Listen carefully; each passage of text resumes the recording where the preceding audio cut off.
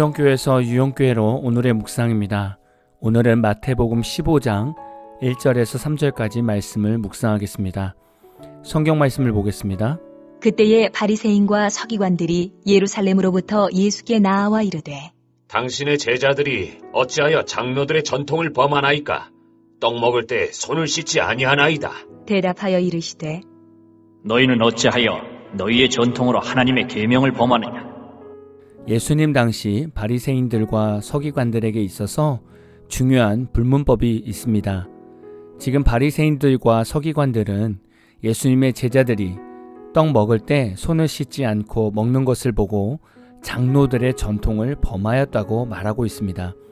당시 장로들의 전통을 보면 식사 전에 손을 씻는 것은 율법에는 없고 전통에 의해서 생긴 장로들의 유전입니다. 이 전통은 바깥에서 부정한 것과 접촉하여 부정하여졌을 가능성을 차단하기 위하여 외출해서 돌아오거나 식사 전에는 반드시 손을 씻도록 되어 있었습니다. 오늘 말씀 이후 내용을 보면 예수님은 바리새인과 서기관의 삶을 보면서 본질보다 비본질적인 부분이 하나님의 율법을 범하는 것에 대해 책망하였습니다. 바리새인들과 서기관의 전통에서는 하나님께 드림이 되었다고 하기만 하면 부모를 공경할 것이 없다고 가르쳤습니다. 외식적인 신앙의 모습을 가르친 것입니다. 하나님께서는 이렇게 가르치신 적이 없습니다. 그러나 바리새인들과 서기관 장로들이 본질을 빼고 비본질적인 모습만 가르치는 것입니다. 우리 주변을 봐도, 우리가 다니는 교회를 봐도, 오랜 시간 신앙생활을 한 우리의 생각을 봐도 비본질적인 것에 목숨을 거는 경우도 종종 보게 됩니다. 우리는 교회에서, 신앙생활에서 무엇을 추구하며 살고 있었습니까? 바로 하나님 말씀을 근거로 한 본질을 잃어버리고 교회의 전통에 집중하는 것이었습니다. 여러 교회를 다녀보니 각 교회들마다 자랑하고 유지하는 전통들이 있었습니다. 물론 그런 좋은 신앙의 유산을 통해서 부응한 것들은 너무나 아름다운 삶입니다. 그러나 그것이 전통이 되어서 마치 그렇게 따라하지 않으면 하나님께 불순종하는 것처럼 말하는 교회들도 있었습니다. 교회 안에서 좋은 전통을 유지하는 것은 좋은 일입니다. 그러나 본질이 사라진 전통은 자칫 하나님의 뜻과 말씀을 어기고 오히려 전통을 중요시하는 죄를 범하게 합니다. 예전에 제가 청년부 사역을 하면서 한 교회에서 연애 수칙을 정하고 그것으로 청년들의 신앙생활과 청년부를 보호했던 일이 있었습니다. 보통 청년부들은 외부에서 새가족으로 와서 조금 신앙생활을 하다가 연애부터 시작하고 또 연애에서 헤어지면 둘 중에 한 사람은 교회를 떠나는 일들이 많았습니다. 이런 일들은 외부에서 이성 친구를 만나기 위해 교회를 접근하는 청년들이 많아서 그렇습니다. 이런 일들을 막기 위해서는 규칙이 필요했던 것입니다. 그래서 새가족으로 온 지 6개월 이내 연애금지, 제자훈련 1단계 이수하지 못한 이는 연애금지, 만나기 전에 기도하고 헤어져도 서로 교회 안에서 회복하기, 헤어진 후 한 달 이내에는 다른 이들과 연애금지 등 기존의 청년들을 보호하고 하나님 안에서 올바른 만남을 가질 수 있도록 규칙을 정했었습니다. 그래서 당시 10몇 커플이 생겼고 대부분 결혼해서 행복하게 살고 있습니다. 당시 이런 규칙으로 연애하는 부분들이 하나님 안에서 진실되게 하려고 애쓰는 분위기가 조성이 되었었습니다. 이 교회를 떠나고 나서 10년 정도 지나고 나서 이 교회에서 청년부 연애 규칙이 없어졌는지를 물어보니 본질은 사라지고 그냥 왠지 연애를 무조건 하지 말라는 의도만 유지되고 있었다는 말을 듣게 되었습니다. 저도 장로의 전통처럼 어딘가에 전통을 남겨놓긴 했지만 결국 좋지 않은 전통으로 남기게 되었습니다. 이렇게 아무리 좋은 전통이어도 하나님 중심에서의 본질이 사라지면 그때부터는 그 전통은 사람들에게 은혜가 되는 것이 아니라 상처가 되는 것입니다. 교회 안에는 무수히 많은 전통이 있습니다.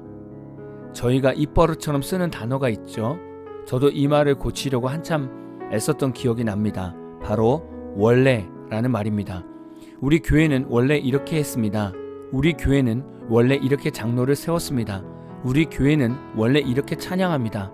우리 교회는 원래 제자훈련이 없습니다. 자칫 원래라는 말은 전통이 되고, 이것은 좋은 전통이든 나쁜 전통이든 마치 꼭 지켜야 하는 것처럼 보이게 됩니다.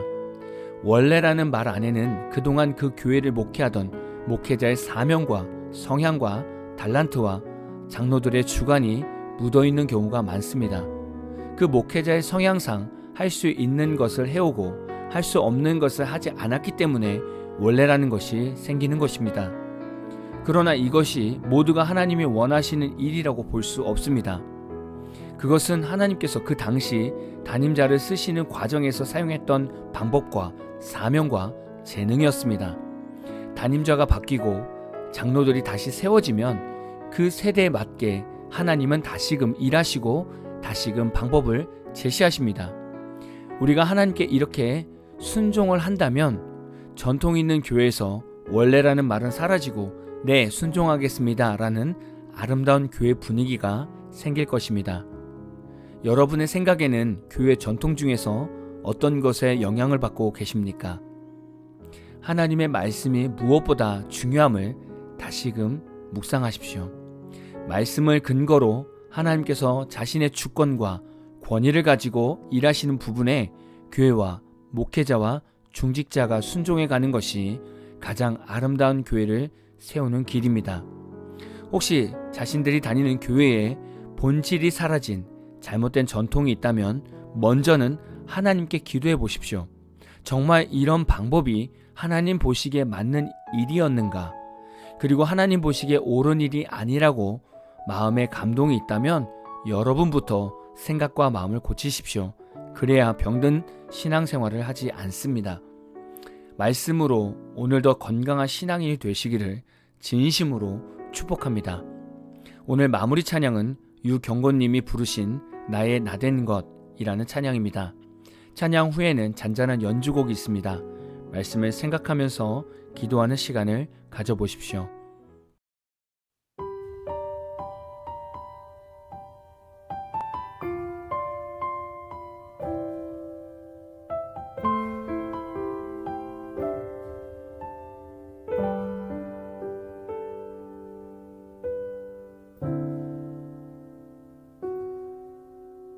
만일 나의 생에 주님이 없었다면 지금 내 모습이 이대로 남아있을까?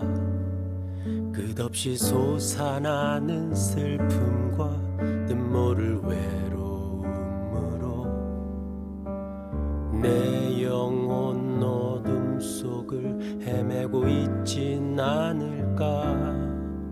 나는 아무 공로 없으나 주님은 나를 부르시어 세상에서 가장 귀한 선물을 주시고 감당할 수 없는 무게로 내 영혼 짓누르 던짐을 비둘기 날개짓처럼 가볍게 하셨네.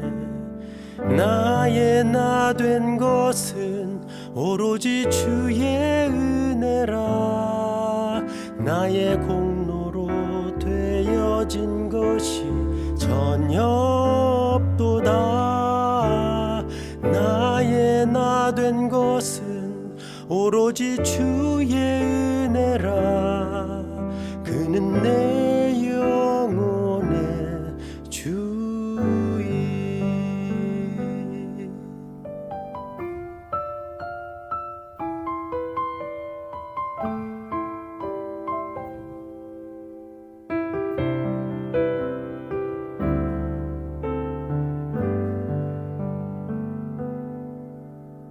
만일 나의 생에 주님이 없었다면 지금 내 모습이 이대로 남아있을까? 덧없이 오고 가는 인생 그 뜻 모른 삶의 의미를 헛된 곳에서 찾아 헤매고 있진 않을까.